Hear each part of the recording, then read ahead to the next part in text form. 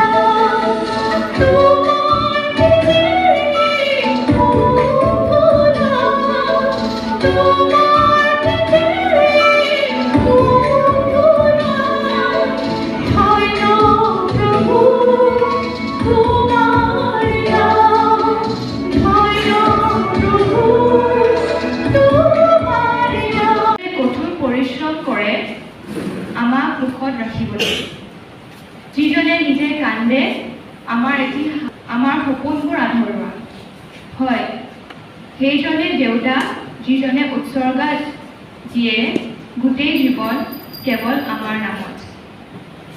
এই সময়ত ইয়াত উপস্থিত সকলো পিতৃকে উদ্যোগ সমিতিৰ তৰফৰ পৰা পিতৃ দিৱসৰ শুভেচ্ছা জ্ঞাপন কৰিলোঁ। এই কাৰ্যসূচী পৰিচালনা কৰাত ভুল ত্ৰুটি হ'লে ঈশ্বৰলৈ চাই যেন ক্ষমা কৰে। আজি পিতৃ দিৱসৰ উপলক্ষে আমাৰ উদ্যোগ সমিতিৰ তৰফৰ পৰা আপোনালোক পিতৃলৈ মৰমৰ চিন স্বৰূপে এটি সৰু উপহাৰ আগবঢ়াব ইচ্ছা কৰিছোঁ।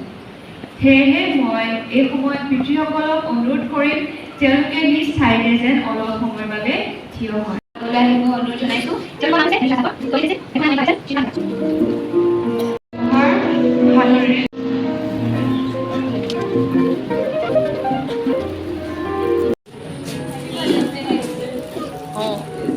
মোলৈ চাই হাঁহি দিব দেই, হাঁহিটো ধুনীয়াকৈ।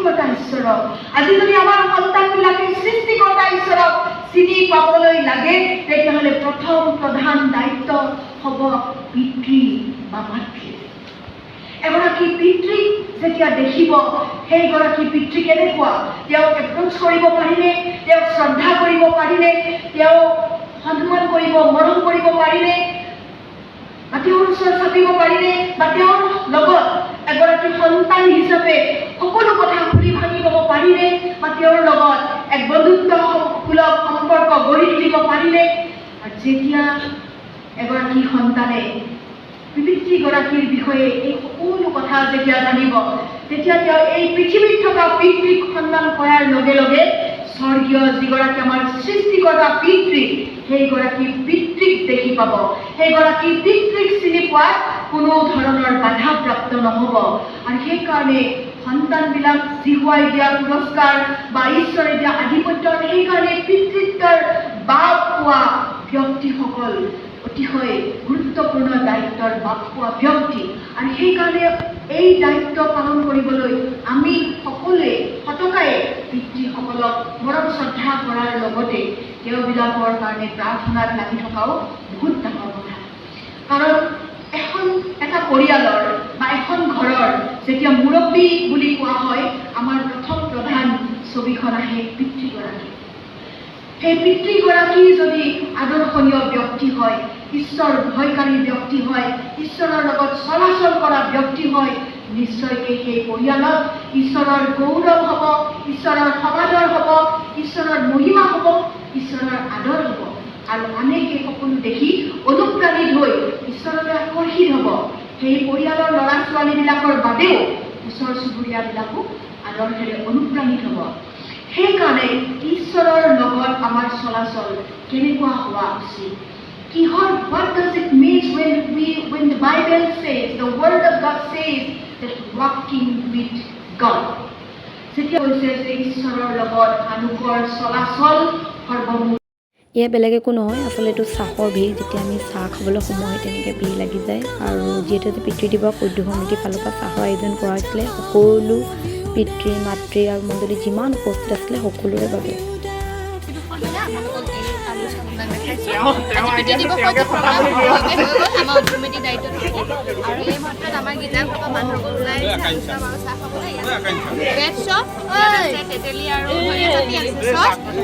অলপ পাছত কণ্টেক্ট বিৰতিত আকৌ লগ পায়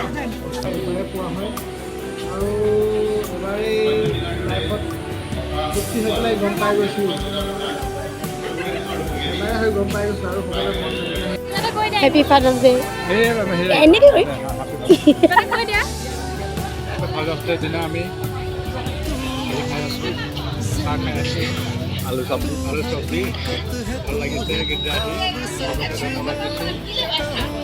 কৈ দিয়ক পিতৃ দিৱসৰ ওপৰত আজি আমাৰ সন্তানবোৰে পিতৃ দিৱসৰ যি কাৰ্যসূচী আয়োজন কৰিলে তাৰ কাৰণে আমি পিতৃ হিচাপে মণ্ডলী হিচাপে আমাৰ সন্তানসকলক ধন্যবাদ দিছোঁ আটাইকে অনুৰোধ ভিডিঅ'টো চাই কেনে পালে জনাব আৰু সকলোকে পুনৰবাৰ পিতৃ দিৱসৰ শুভেচ্ছা জনাইছোঁ তেন্তে আজিলৈ আহোঁ যদি আপোনালোকৰ ভাল লাগিছে তেন্তে লাইক কৰিব কমেণ্ট কৰিব শ্বেয়াৰ কৰিব আৰু সকলোকে ধন্যবাদ